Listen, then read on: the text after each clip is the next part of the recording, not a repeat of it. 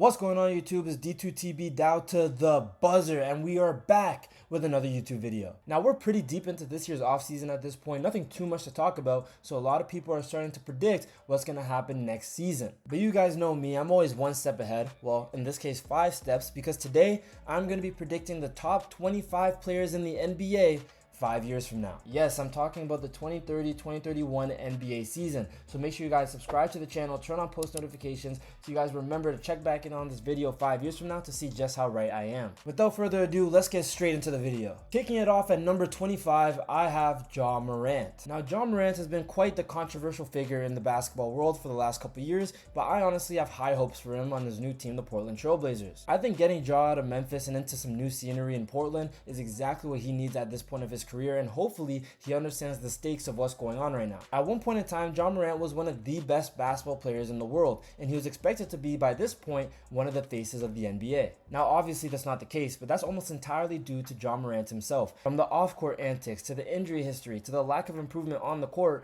it's led us to, at this point, almost forget about Ja Morant entirely. So hey, maybe the next 5 years will be more of the same for Ja Morant, but I honestly have a lot of high hopes for Ja to be able to change his reputation and become one of the top 25 players in the NBA once again. Now moving on to number 24 on my list, I got Amen Thompson. Now Amen Thompson is 23 years old and he's already one of the best overall defenders in the NBA. So in 5 seasons, when he's 28 years old and in the middle of his prime, I expect him to be the best perimeter defender in the entire league. And while there's a chance he may not be as athletic in 5 years as he is right now, trust me, Amen Thompson has athleticism to spare. He could be half as athletic as he is right now, and he'll still probably be a top 5 most athletic player in the NBA. That's how freakishly athletic him and his brother are. I think him being forced to take on the playmaker role last season is going to do a lot for his playmaking down the line, especially when he's in his prime. His scoring has taken big leaps. He's averaging 18 points per game this season. I could easily see him being maybe a 20 point per game scorer in his prime. And honestly, if Amen Thompson develops a jump shot, he might be a top 10 player in the NBA in 5 years, but we don't know if that's going to happen. So for now, I think 24 is a good spot for him. And speaking of elite defenders, at number 23, I have Chet Holmgren. In 5 years, Chet is going to be 29 years old, and he's going to be one of the best defenders in the NBA. Right now, he's averaging 17 points, 9 rebounds on almost 56% from the field, as well as 2 blocks. He was also second in Defensive Player of the Year and on All-NBA third team. Right now, I have him around the 20 to 25 spot in the NBA. I can see him staying the same in 5 years. Really, the main differences is hopefully in 5 years, he's a more consistent shooter, but I still see him being the defensive anchor and the second or third option on a championship level team in 5 years. Now at 22nd on my list, I have a player who had a great bounce back season this year, LaMelo Ball. LaMelo proved this year that he could be a winning player by being the offensive engine of one of the best offenses in the NBA in the second half of the season. And while the Hornets didn't make the playoffs this year, they still showed great improvements, and that was mainly due to LaMelo Ball, as they are way better with LaMelo on the court than with him off the court. And speaking of being on and off the court, that was the first full season LaMelo has played since basically his rookie season, so health is definitely being factored in here, but LaMelo now has the opportunity to play with the Minnesota Timberwolves and Anthony Edwards. I feel like that duo is going to be one of the better duos of the next 5 seasons. They're going to have a lot of deep playoff runs, and it's going to build LaMelo's credibility into being a top 25 player in the NBA. Unless the Timberwolves allow Melo to drive in Minnesota, because at that point, anything can happen. At number 21, I have Stephon Castle. Now, Castle is one of the younger players on this list. He's only 21 years old, which means in 5 seasons he's going to be 26 and probably at the peak of his career. Castle won Rookie of the Year a couple seasons ago, and he had an even better season last year, even though his role was slightly diminished, having to play with De'Aaron Fox and Dalen Harper. By 2031, I could easily see Stephon Castle being the best defensive guard in the NBA, while giving you somewhere between 18 to 22 points per game depending on his role, and around 7 to 8 assists. Also by that point, he might even have a couple championships to his name as well. Now kicking off the top 20, I have Evan Mobley, who I also think will be one of the best defensive players in the NBA in 2031. I know I'm breezing through all the good defensive players, but I think Evan Mobley belongs at this number 20 spot. Now Evan Mobley is 25 years old right now, so he's right around his prime, and I think he'll be right around the same level in 5 years when he's 30. He already has a Defensive Player of the Year to his name, and while he probably won't come away with any more because there's a certain 7'5" Frenchman that's going to take all of them, but that doesn't diminish the fact that he's certainly one of the best defensive players in the NBA already, and he will still be in 5 years. Now at number 19, I have Jalen Johnson of the Atlanta Hawks. Now Jalen Johnson is only 24 years old and just had his breakout season, averaging 22.5 points, 10 rebounds, and 8 assists, and made the All-NBA third team. His kind of meteoric rise is scary when it comes to these type of predictions, because who knows if he'll continue this level of play,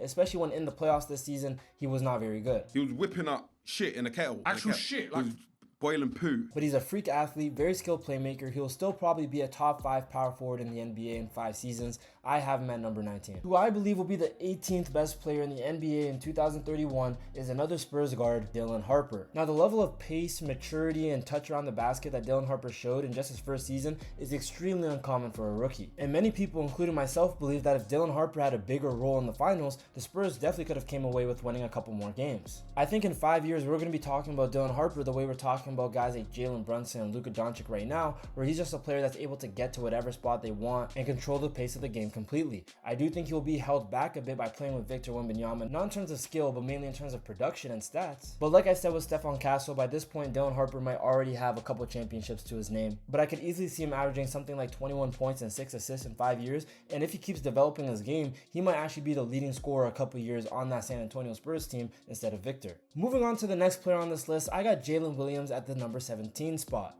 If you were to ask me right now today who I think the 17th best player in the NBA is, I'd probably say Jalen Williams as well. I think he's going to pass a couple players in the next 5 years. I think a couple players are going to pass him in the next 5 years. So he's going to stay right around the same spot. But I do think he will be a better player 5 years from now. He was very injured last year, so I feel like a lot of people forgot, but he is 100% a player that could give you over 20 points per game, be the second option on a championship team. He could probably be the first option on a playoff team, to be honest, while still being an all defensive level player. In 5 years, Jalen Williams is going to be 30, which is still around his prime, and I feel like he has a game that's going to age well into his 30s regardless. And if he's on a team by himself at that point as a number one option, I could see him averaging around 25 points a game. Now, as the 16th best player in the NBA in 2031, I got Nikola Jokic. And that's only if he's still in the NBA at that point, because that boy does not like basketball. Minutes parade?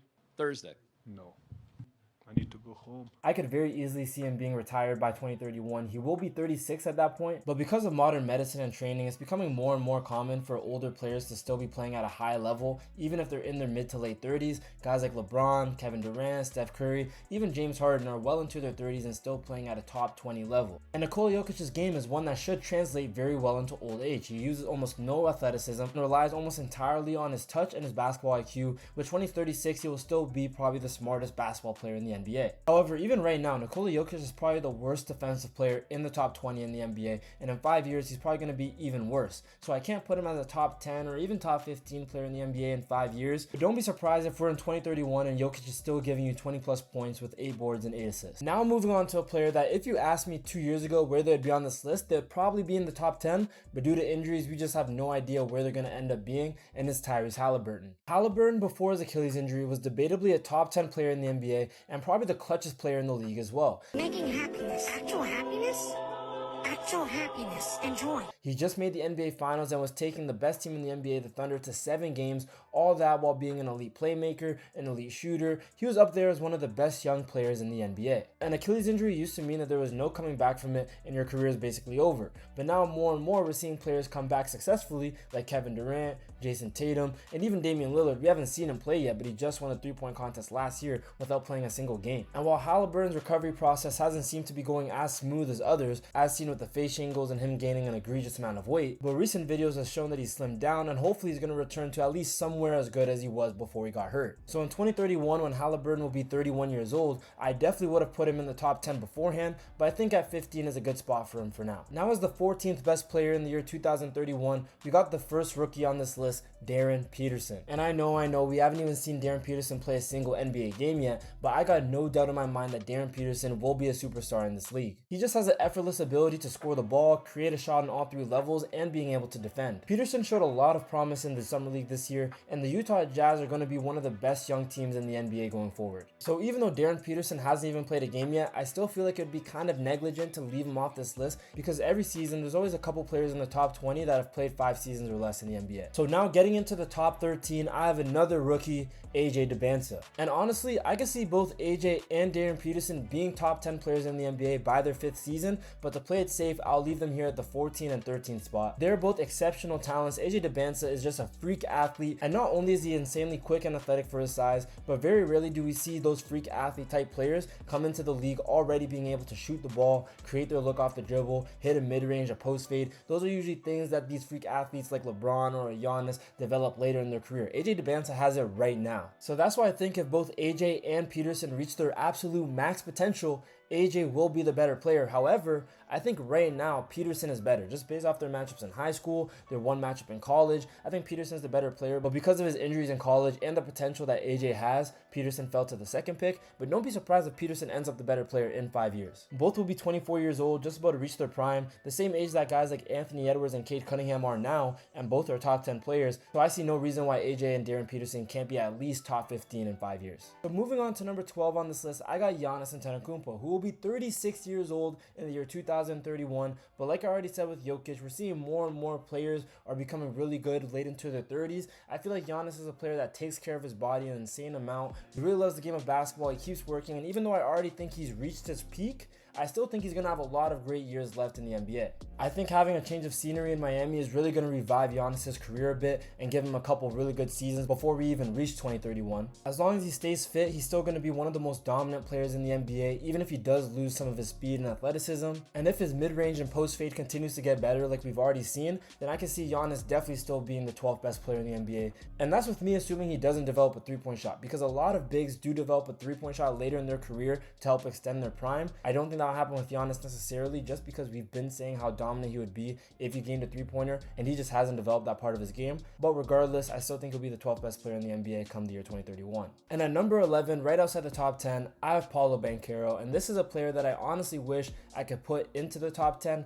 but we just haven't seen the progress we've all been expecting from him the last couple years. Paulo's first 2 years in the NBA, he showed that he could be a top 5 player in the NBA once he starts hitting his peak, and in 5 years he will be at the peak of his career. He'll be 28 years old, he'll be in his 9th season, but we just haven't seen any progress from him the last couple years. I can still see him averaging like 26 points per game, 8 rebounds, but in terms of efficiency and impacting winning, I just don't see him being on level with these other guys in the top 10, and I can honestly see a player like AJ DeBansa or Darren Peterson passing him in the next 5 years, assuming they stay on the right track. Now before we get into this top 10, I'm going to give my 10 honorable mentions, players that barely missed out on this list but will still be very elite come 2031. These are only players that are currently in the league: Shaedon Sharpe, Denny, Jalen Duren, Donovan Mitchell, Sengun, VJ Edgecombe, Jaylen Brown, Ace Bailey, Cameron Boozer, and Caleb Wilson. But kicking off our top 10 players in the year 2031, I got Captain Jalen Brunson. Captain Jalen Brunson, born to play basketball. In the year 2031, Jalen Brunson will be 34 years old and will likely be 1 or 2 seasons out of his prime.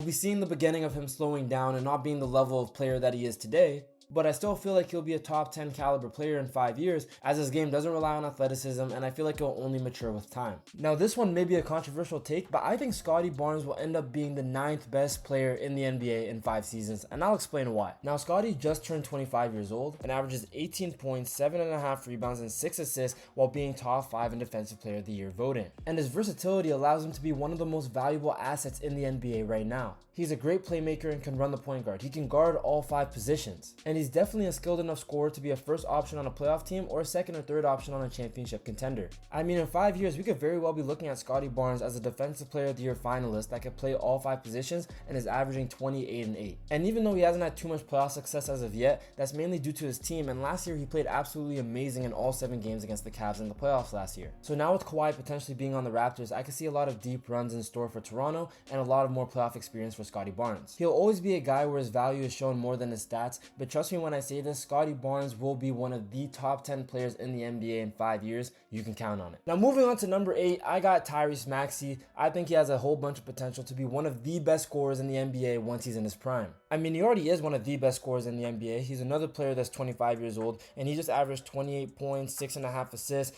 on 46% shooting from the field. Now granted, he led the league in minutes. He wasn't the most efficient player, and it didn't lead to that many wins when he wasn't playing with Joel Embiid. However, now he has the opportunity to play with one of the best rosters in the NBA, paired with VJ Edgecombe, Jaylen Brown, Joel Embiid, and LeBron James. I expect him to have so many deep playoff runs in the next 5 years and really build that resume as a top 10 player in the NBA, because as you guys know, you can't be in that category unless you're somewhat relevant in the playoffs. And Maxey has already shown that he has that potential to be that kind of player. The last 4 times he's made the playoffs, he's averaged over 20 points per game during those runs. Now Joel Embiid in 5 years is going to be 36 years old, and I'd be surprised if he wasn't retired at that point. Jaylen Brown is going to be 34, turning 35. I still think he'll be a pretty good player, maybe even an all-star, but he definitely won't be a superstar or being better than Tyrese Maxey Maxey at this point. So I can see in 5 years Tyrese Maxey is the leader of his team, maybe VJ Edgecombe is still on the roster, still making playoff runs, and by that point he'll be a good enough player to where he could be the #1 option on a championship contender. I can see Tyrese Maxey having multiple 30+ point per game seasons the next 5 years. I can see Tyrese Maxey being a top 3 point guard in the NBA in the next 5 years. I think he's going to be the 8th best player. Okay, so now we're on to the 7th best player on this list. And if you asked me last year, I probably wouldn't even put this player in the top 10, but I'm going with Jason Tatum. We did it. Now again, an Achilles injury is nothing to joke about, and we probably won't see Jason Tatum reach the level we've seen him at before for at least a couple more years. But he did have the quickest Achilles injury recovery in the NBA we've probably ever seen. And in his 16 games back this season, he averaged 22 points, 10 rebounds, and 5 assists. Now he's far from being the Jason Tatum that we know, and he may never reach that point again. But this is a guy that has had next to no injury history his entire career. He already has a championship to his name, and with his new roster, without Jaylen Brown, without a real second option, I can see him putting up some absurd stats the next couple seasons. He'll be 33 years old in 5 years, and assuming his Achilles fully recovers this offseason and doesn't cause any new injuries down the line, I can see him still being an elite player in 5 years 100%. He's a gifted scorer that could create his own shot on all 3 levels. He's a lockdown defender and one of the best rebounders at his position. It goes without saying, Jason Tatum will be a top 10 player in 5 seasons. So now at number 6, right outside the top 5, I have Luka Doncic. Now I don't know how controversial this take will be. I can see some people still having Luka as a top 5, top 3 player in 5 years. I personally don't think so. I think we are right now currently seeing the best version of Luka Doncic, and right now I have him as a top 5, debatably top 3 player in the NBA, but I just don't see him being that in 5 years. Luka Doncic is one of the best scorers in the NBA, and he will be for a very long time. He'll probably still be a top 2 scorer in the NBA come 2031, not to mention the fact that he can get you 10-15 assists on any night, 10-15 rebounds on any night. But I just can't imagine a 32-year-old Luka Doncic not being one of the worst defenders in the NBA. He's also had a lot of issues staying in shape. He's become more focused on it in the last couple years, but when he was in Dallas it was a huge issue, and as he gets older it may become an issue again. So Luka, as skilled as he is, as dominant of an offensive player he is, I just can't quite put him in my top 5 in 5 years. A 32-year-old heliocentric point guard who can't play defense, isn't the most efficient, and has an injury history is not someone I could put above these next 5 players. But before we get into this top 5, guys, don't forget to leave a like on this video if you're enjoying it, and check out my other videos after this. Make sure to comment down below who you think is going to be a top 5 player in 2031. So now finally moving on to the top 5, I got a 24-year-old Cooper Flag. Yes, I believe that the Mavericks did trade their young superstar in Luka, but they will get an even better one in Cooper Flag. Cooper Flag had one of the most impressive rookie seasons we've seen in quite a long time, averaging 21 points, 7 rebounds, 4.5 assists on a pretty efficient 47% from the field. For a rookie, these are phenomenal numbers. He got an insane amount of touches, but he did have to face against the most defensive coverage of any rookie, as he was the primary scoring option on his team, and being able to score 21 points a night as a rookie against playing against the other team's best defenders every night is quite impressive. And Cooper is in an ideal situation right now where he's playing with a lot of good role players. He's playing with a star like Kyrie Irving, so if Cooper properly develops, he might be able to sneak into the playoffs, but he also doesn't have anybody that's going to be taking a lot of shots from him, anybody that's going to be taking the ball out of his hands a lot. So just compare that to the other guys in his class, like Dylan Harper, who has to share the ball with De'Aaron Fox, Stephon Castle, Victor Wembanyama, or VJ Edgecombe, who has to share the ball with Maxey, Jaylen Brown, LeBron, Joel Embiid. Cooper Flag is not like those guys. He's going to have the opportunity to have the ball in his hands a lot. His team may not be as competitive as like the Spurs or the Sixers for the next couple of years at least, but he's going to develop a lot as a player, and he will end up a top 5 player in this league. He's already shown that he could be a great scorer. 21 points per game as a rookie is insane. His athleticism is off the charts. He can hit the mid-range, he can knock down 3-pointers, he can create off the dribble. Not to mention the fact that he is also going to be an elite defender in this league. I can see him making multiple all-defensive teams. In 5 years, he will be an MVP candidate, mark my words. Now at number 4, I got Cade Cunningham. Yes, I got Cade above Jason Tatum, I got Cade above Luka, and I got Cade above Cooper Flag. Cade in 5 years will be 29 years old, likely at the peak of his career, and will probably be the best playmaker in the NBA. Last season, he averaged almost 10 assists a game. The year before, he averaged 9. He's one of the best playmakers in the game already, not to mention the fact that he is also a high-level scorer. In 5 years, I can see him averaging similar points, rebounds, assist stats to Luka while being an actual solid defender. And the reason why I'm so high on Cade is because already Cade is one one of the best players in the NBA. He was 5th in MVP, he was all NBA first team,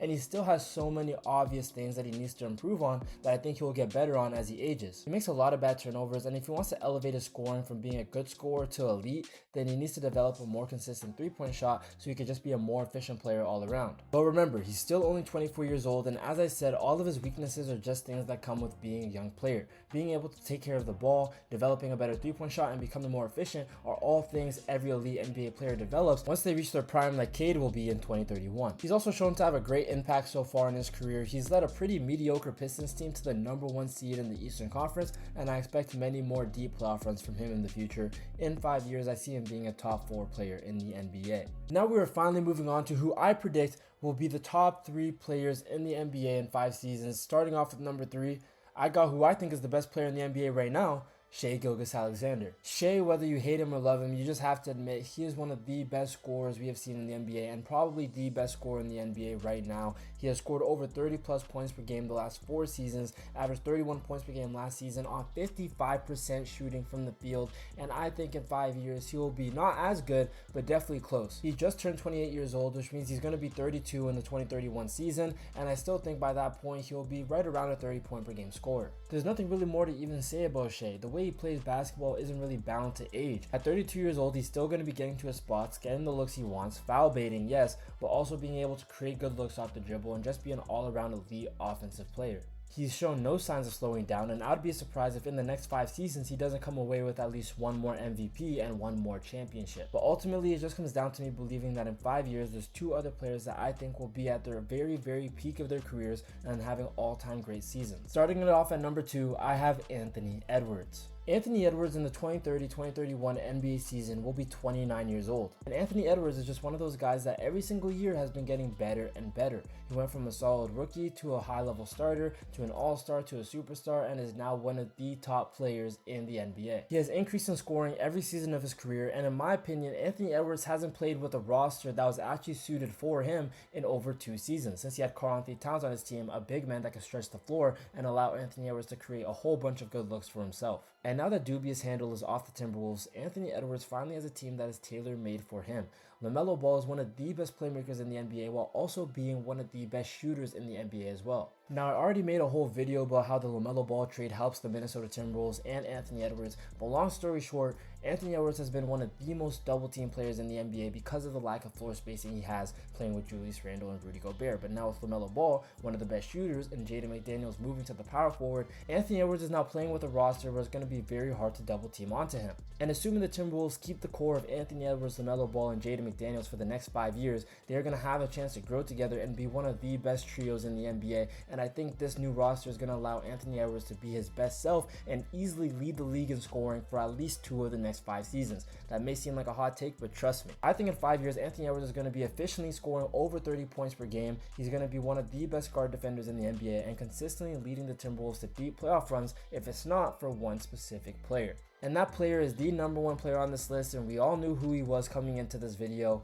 Victor Wembanyama. I mean, it's Wemby. I don't think there's an easier year to predict who will be the best player 5 years in the future than right now, because Wemby will far and away be the best player in the NBA in 5 seasons. He is already not only the best defender in the NBA, but is defending at an all-time great level. And his ability to do the things that he does on offense at 7'4", it's like creating a player on 2K. It's not even fair at this point. And I'll be the first to tell you, he disappointed in the finals this year, in my opinion. I think he came up short time and time again, especially in the clutch time when his team needed him. And that's the type of stuff that holds you back from being the best player in the NBA. But in 5 seasons, when Wemby actually has the experience, when it's not his first ever playoff run, it's going to be a completely different ballgame. Now, assuming he's still playing with Dylan Harper and Stephon Castle in 5 seasons, 2 guys that will be in their prime at that point and could probably average 20 points per game on their own team, I don't see Wemby averaging insane scoring numbers. But at his level defensively, if he's just averaging like 28 points per game and 11 rebounds, he will be the best player in the NBA. And I don't think Wemby's a perfect player either. I think there's a lot he has to work on in his game, specifically being able to score in the post consistently while stop shooting as many threes as he does. But no player is perfect, and Wemby may be as close as we will ever get. In 5 years, he will have 3 more Defensive Player of the Year awards minimum. That's if he doesn't reach the game requirements for a couple of those seasons. In 5 years, he will likely have a championship and a Finals MVP, and in 5 years, he will be the best player in the NBA. But that's it for this video, guys. Thank you for watching this whole video. If you made it to the end, if you did, please make sure to like the video and subscribe to the channel. Comment down below what you think of my list, and please check out my other videos. I am so thankful of each and every one of you that watch my videos and are subscribed to the channel. I know I'm not the most consistent on this channel, but trust me, I am so much more consistent on my TikTok. I upload multiple times a week there. It's also D2TB. Make sure to check it out if you want more consistent uploads from me. Thank you guys for watching this video. Have a blessed day and see y'all next time.